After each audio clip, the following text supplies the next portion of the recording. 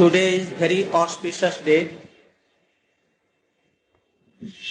The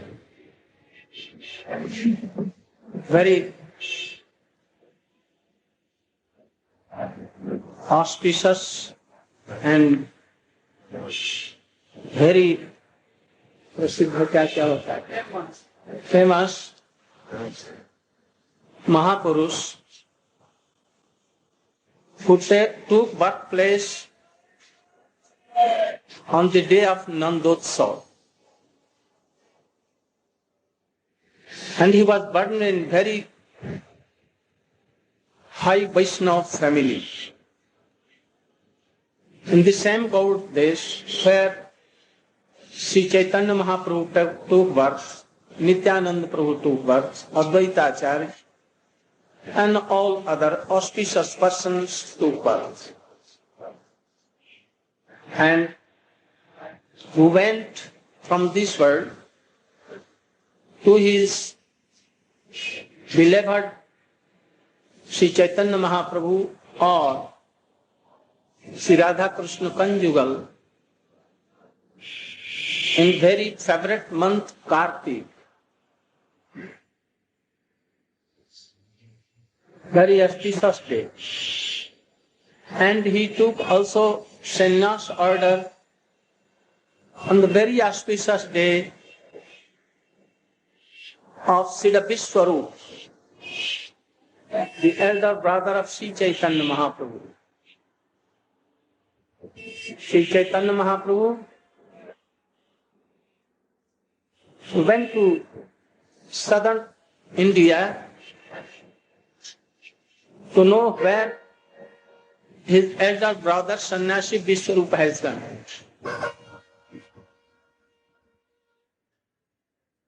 And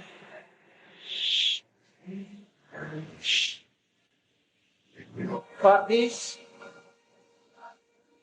he went to Deccan, southern India, and meet Ramananda. He was also a very auspicious person. He was in past birth, he was Vishakha Devi. So, today is very auspicious day where we are sitting in Sikeshavji Gaudiya Math. In this very place, he took sannyas order from our divine Gurudeva, Nitya Leela Pravishta Om Vishnu Pasis Madhbhakti Prajnan ke Saugoswami.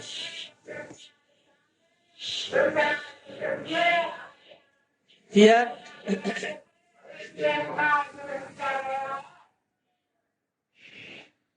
we have gathered here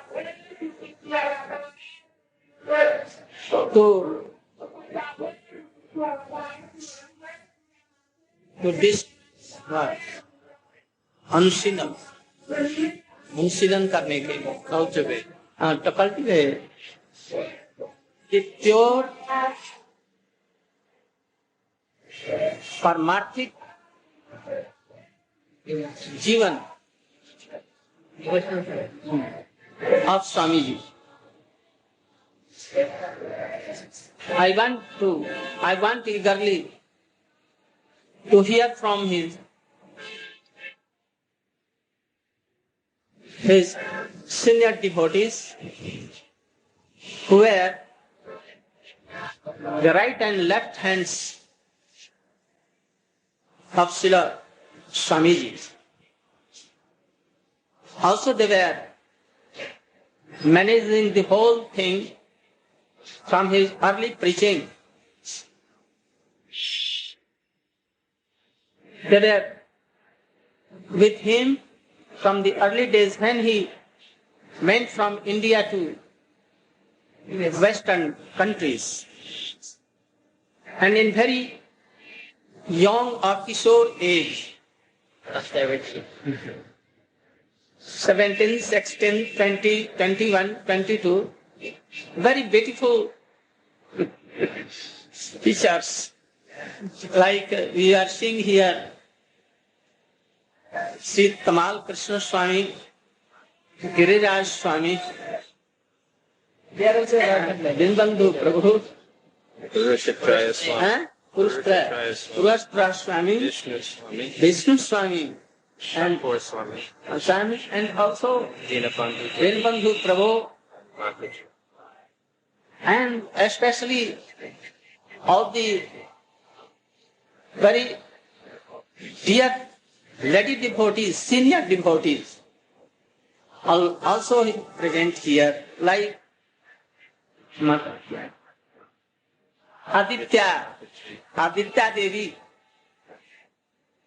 Vrindavan Virashini, Vinod Bani, Gaur Kriya Karta. So many devotees are here. I think they have must some remembrance in their heart and mind. And by hearing their valuable things that they have taken from, received from their holy master, we will hear it. Those who have not seen him at that time, by then they will see through them. I first pray the right hand of Swamiji, who had kept his name, remembering Krishna, Tamal. Tamal is very dear to Srimati Radhika. So perhaps she was the Palyadashi or very near dear to Srimati Radhika. So he has kept his name, very dear name, to all Srila Tamal. So I request him, Swami Tamalakrsna, to give his remembrance about Swamiji and his valuable Upadesh, Shiksha of Swamiji, we have received from. He will speak to us.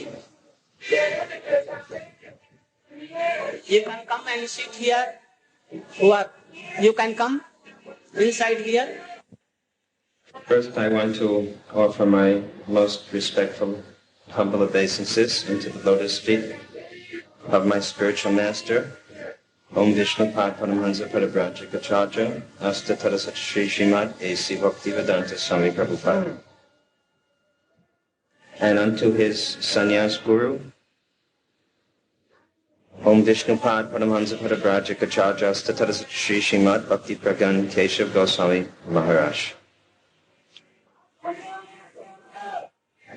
And to Srila Bhakti Pragan Keshav Goswami Maharaj's very dear disciple,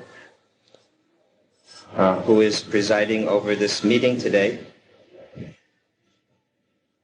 Sri Srimad Pujapad Bhaktivedanta Narayan Swami Maharaj.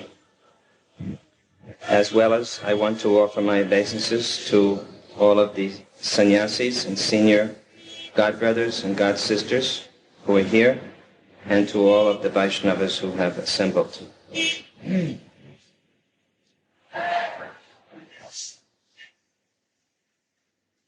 Srila Narayan Maharaj has, he always sees with such uttama vision, so that he sees even lowly creatures as being dear to Srimati Radhika. But although he has given the meaning of Tamal as being very dear to Srimati Radharani, it is also known that the Tamal tree has very bitter leaves and bitter fruit.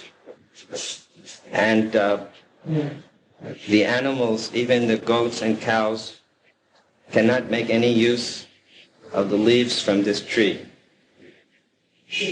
So I think that when Srila Prabhupada gave me this name, he surely saw my own disqualification in so many ways, being a very bitter person. And so he must have given me that name, remembering the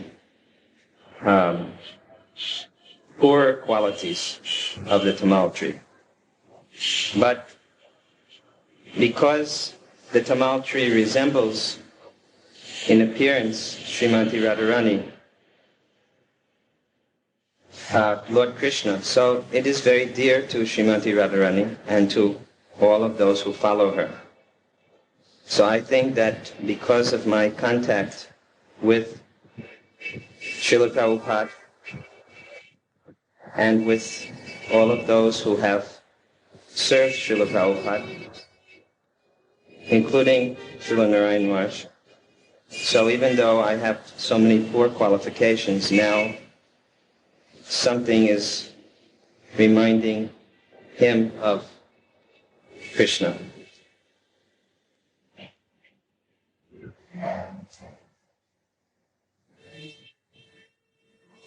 The last instruction which Srila Prabhupada gave to the devotees was that they should cooperate together.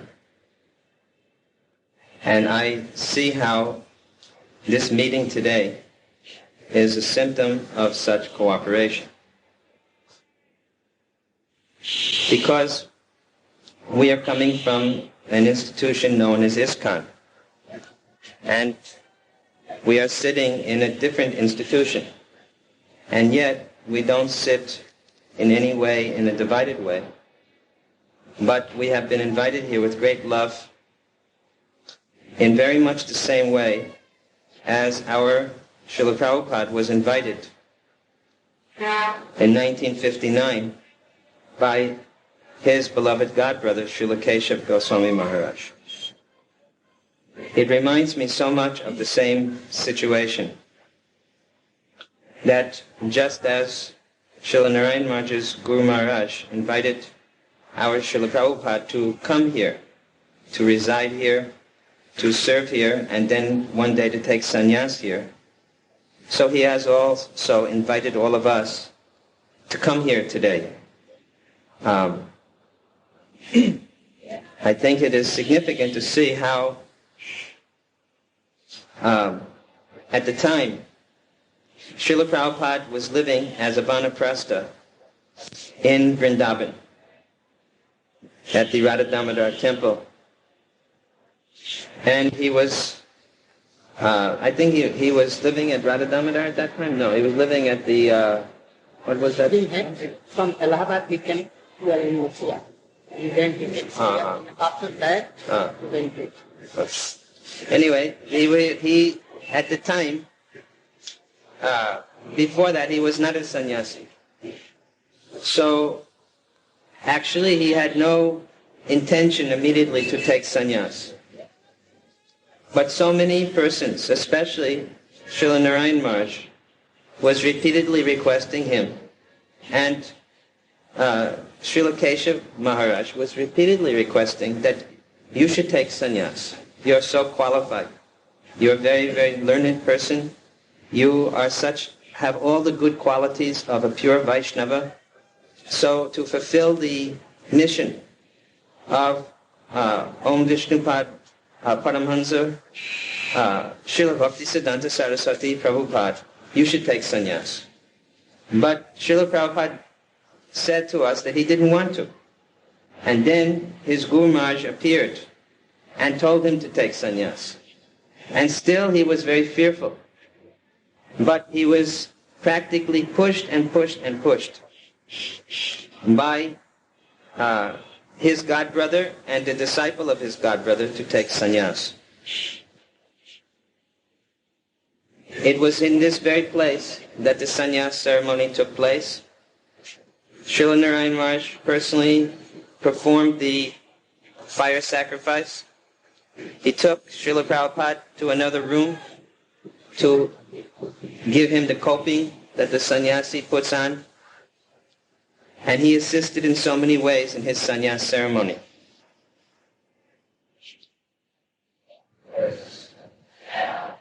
Later on, at the time of the disappearance of Srila Keshav Goswami Maharaj, Srila Prabhupada was in Seattle at the time in 1968, and I happened to be fortunate to be with him at the time. This news came, and I saw how Srila Prabhupada began to weep and cry so much out of separation for his beloved godbrother. He felt so much sorry that his godbrother was departed, that he felt and remembered so much his Guru Maharaj. So this godbrother, in every way he felt that his Guru Maharaj had come to him through his godbrother. So I think that in the same way, so many of us get the same feeling when we are with Srila Narayan Maharaj, that we feel that our Guru Maharaj, Srila Prabhupada, is coming to us through him. And therefore we feel so much love and affection for him, because we see that the entire arrangement has been made by Krishna and by our spiritual master, because the spiritual master continues to guide the disciple. The spiritual master never leaves the disciple at any time. So sometimes he personally works, and sometimes he works through another person.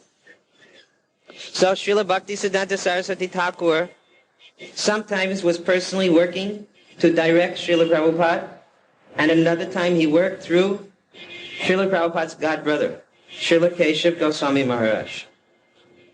In the same way, I feel that so many instructions I received from Prabhupada, and so many instructions I continue to receive from him through my very dear well-wisher, Srila Narayan Maharaj.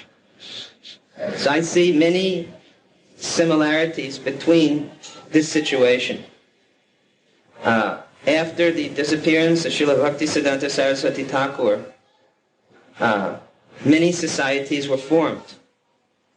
Srila Prabhupada took shelter of one of these because of his respect and admiration for Srila Keshav Goswami Maharaj. He took shelter here. He did not consider so much the fact that the institution was a different name, but he considered how the person who was the head of the institution imbibed all of the qualities that he had seen in his Guru Maharaj. So I think that we should not so much be concerned about the names of the institutions, but we should see what is the fruit on the tree.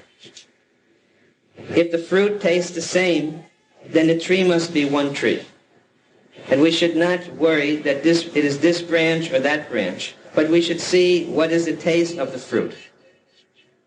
So whatever I experienced in my association with Srila Prabhupada, I am experiencing that same taste today when I come here, when I sit in this assembly, and whenever I get good association of Srila Narayan Maharaj, I find the same taste of the fruit. And therefore I know that the tree is one. And I don't concern myself with the external names of societies to be worried that this is one institution or that is another institution.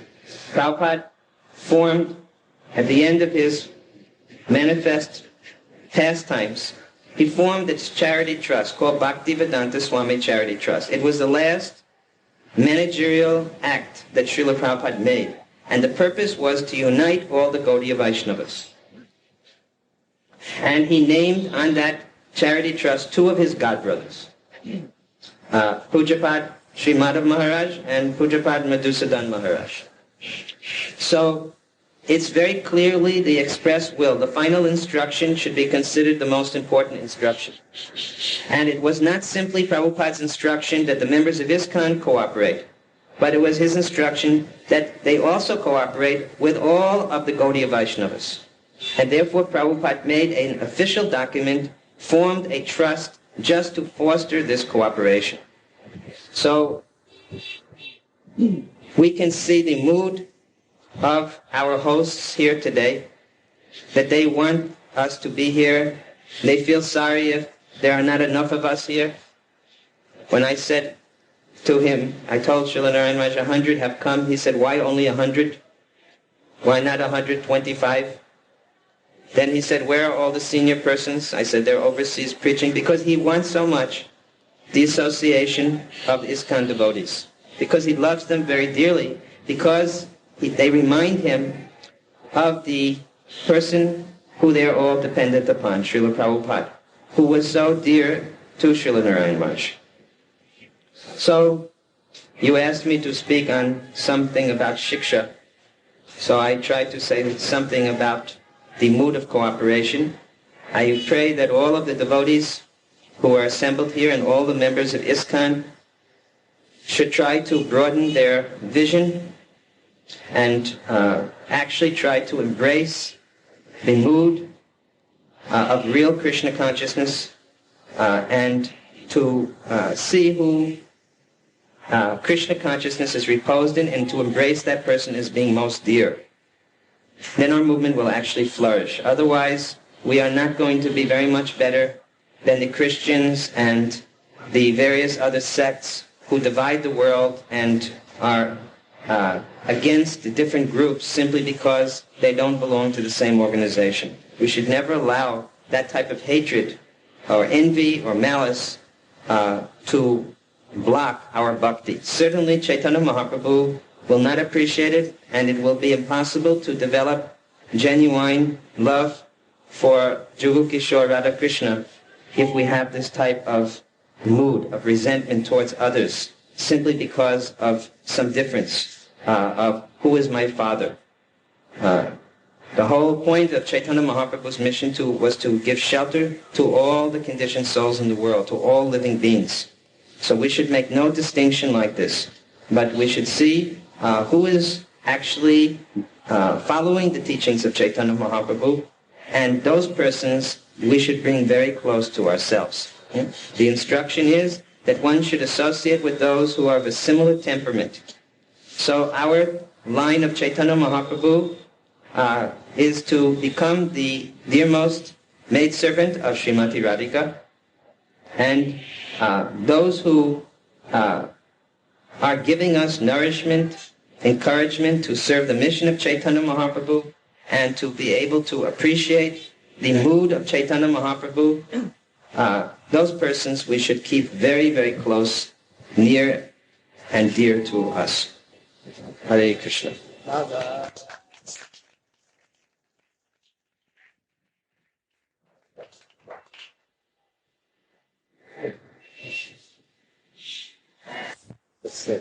Huh? You are sick.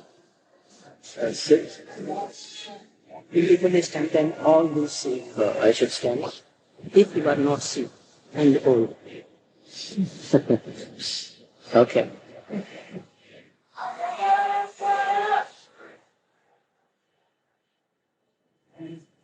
Because all will see. Om Jnana-timirandasya Jnananjana Salakaya Chaksurmilitam Yena Tasmai Sri Gurave Namaha.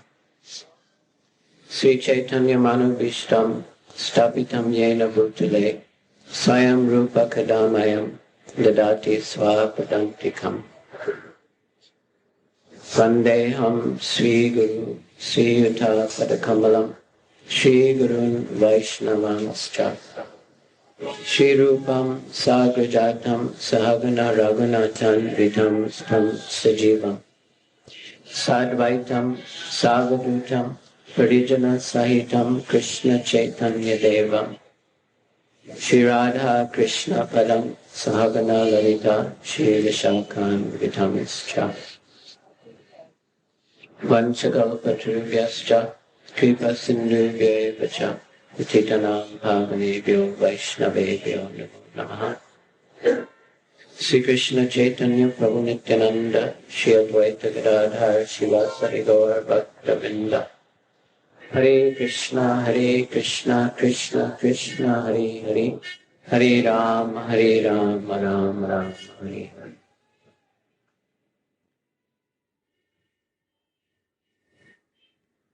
I offer my most respectful obeisances unto the lotus feet of my Divine Master, Srila Prabhupada Bhaktivedanta Swami, unto his spiritual master, Sri Srimad Bhaktisiddhanta Saraswati Thakur, unto his sannyas guru, Sri Srimad Bhakti Pragan Keshav Goswami Maharaj, and to all the Vaishnavas.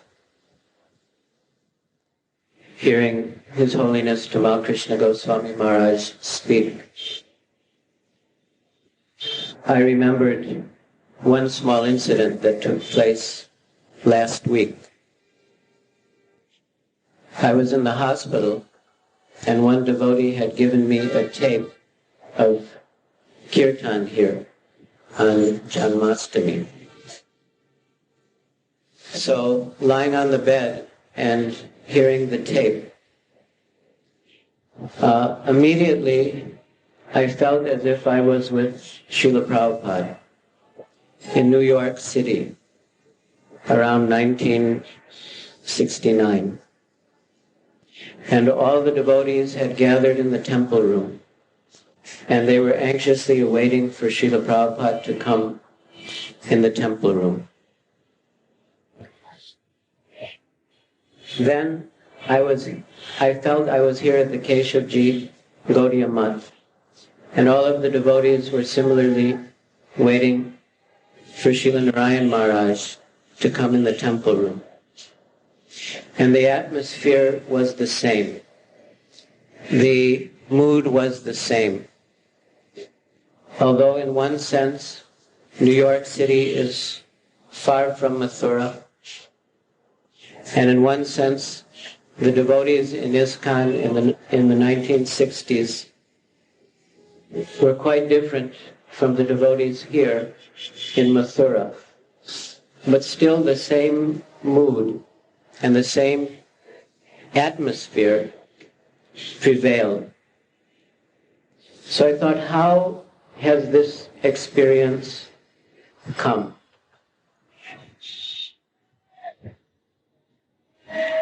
I thought the only explanation is that our Srila Prabhupada and Srila Narayan Maharaj are the same, although they are different individuals with distinct personalities, but still they're the same. And therefore the mood was the same in the presence of both. From the hospital I came here to the mud, and I described my experience to Srila Narayan Maharaj, how he and our Srila Prabhupada were the same. And I explained how I thought they were the same. I said that our Srila Prabhupada came from Srimati Radhika, and you also came from Srimati Radhika. Then he joked that, yes, your Prabhupada has come from Srimati Radhika, but I have come from Karanadakshay Vishnu. Then I said that both were the same because Srila Prabhupada was Palyadasi of Srimati Radhika, and Srila Narayan Maharaj is also Palyadasi of Srimati Radhika. And again, Srila Narayan Maharaj joked that your Srila Prabhupada is Palyadasi of Srimati Radhika, but I am Palyadasi of Kamsa. Then I thought, I can't fall into the same trap again. But really I thought that the third characteristic that they shared, was that both had come into the material world to save the fallen souls. And that is certainly true. Srila Bhaktisiddhanta Saraswati Thakur wanted that Krishna consciousness should be preached throughout the world. And Srila Prabhupada took up the mission And his sannyas is significant because without sannyas, he was not ready to preach, to take up the order of Srila Bhaktisiddhanta Saraswati Thakur in the same way. And being fully in tune with the desire of Srila Bhaktisiddhanta Saraswati Thakur, Srila Keshav Maharaj and Srila Narayan Maharaj encouraged our Srila Prabhupada to take sannyas and fully execute the order of Srila Bhaktisiddhanta Saraswati Thakur.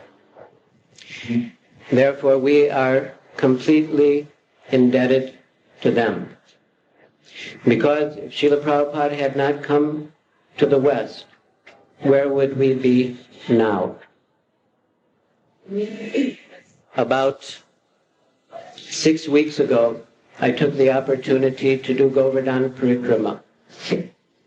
And when I came to Radha Kund, one devotee who had left ISKCON approached me and said, do you remember me? I was in the Bombay temple some years ago.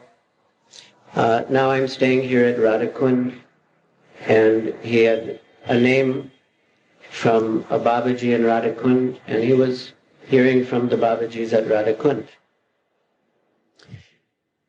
After going further in the parikrama and immersing myself in the waters of Radha Kund, I thought of when Srila Prabhupada had come to Radha Kund with his Guru Maharaj, and how his Guru Maharaj had instructed him, if you ever get money, print books. He said there is fire blazing in the mutt. Everybody is fighting, what room will I occupy, what place will I have?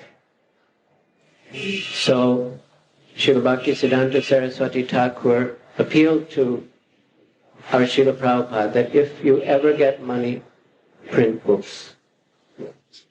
So I was thinking how right from Radha Kund itself, Srila Prabhupada took inspiration for the mission to preach Krishna consciousness throughout the world. And that if Srila Prabhupada hadn't left India and come to the West and preached, I never would have had any idea about Radha Kund, about Vrindavan, about Krishna. So Srila Prabhupada's inspiration began at Radha Kund, and he came to the West and preached and gave fallen souls like us the chance to hear about Krishna and Vrindavan and ultimately Radha Kund. And from Srila Prabhupada's beginning preaching in the West, finally we came to the position that we could come to India, we could visit Vrindavan, and we could also come to Radha Kund. And without Srila Prabhupada's preaching, which was encouraged and inspired right here in the Keshavji Gaudiya Math, where would we be? And not only the devotees from America, I thought of the devotees from South Africa. If Srila Prabhupada's disciples hadn't gone there, if Srila Prabhupada personally hadn't gone there, where would they be? So preaching is so important. And I was thinking that internally, because at Radha Kund is Swananda Sukhada Kunj, the house of Srila Bhakti Vinod Thakur and Srila Bhaktisiddhanta Saraswati, that internally they have everything that any Babaji of Radha Kund has. They have much more.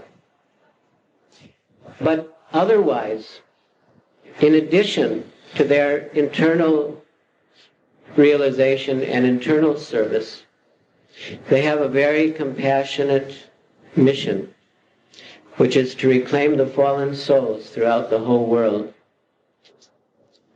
which may begin far away from Radha Kund, but which will culminate again in Radha Kund. So, how important preaching is.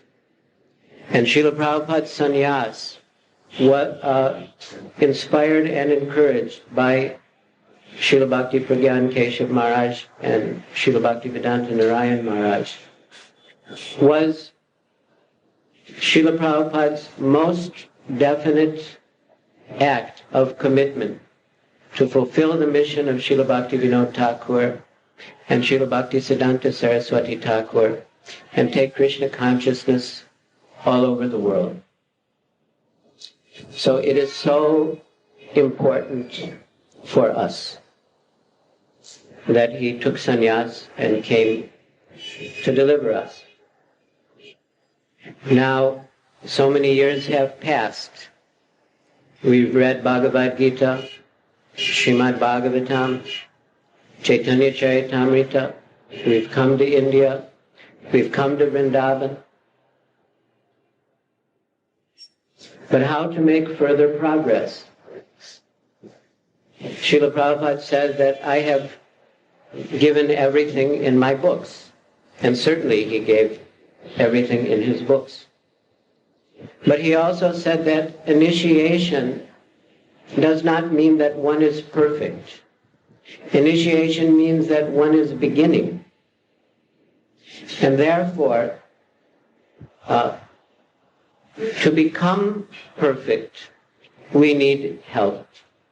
And Srila Prabhupada explained that anyone who can help one understand the teachings of his spiritual master can be accepted as Shiksha Guru.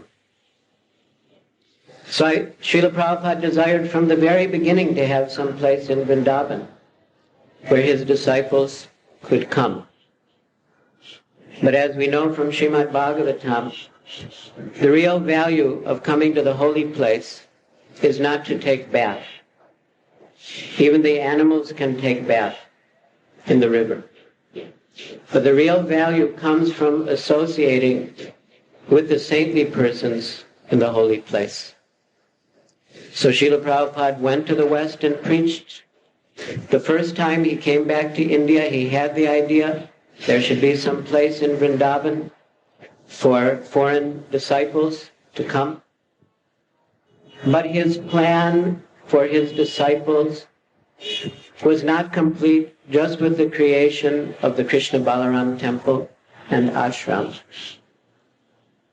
Srila Prabhupada also wanted that there should be some learned, saintly persons that could explain his teachings to us more fully than we were able to understand on our own, and who could give us the association that is the real benefit of coming to the holy place.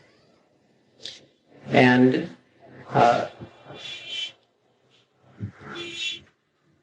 Sri Srimad Bhaktivedanta Narayan Maharaj is certainly working to help complete the mission of our Srila Prabhupada.